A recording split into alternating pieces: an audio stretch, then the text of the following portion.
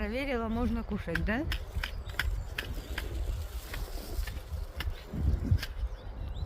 Кто там стучит? Кто там стучит?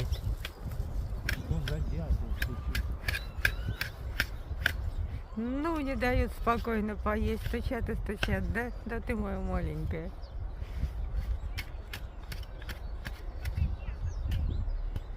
На нервах вся ест.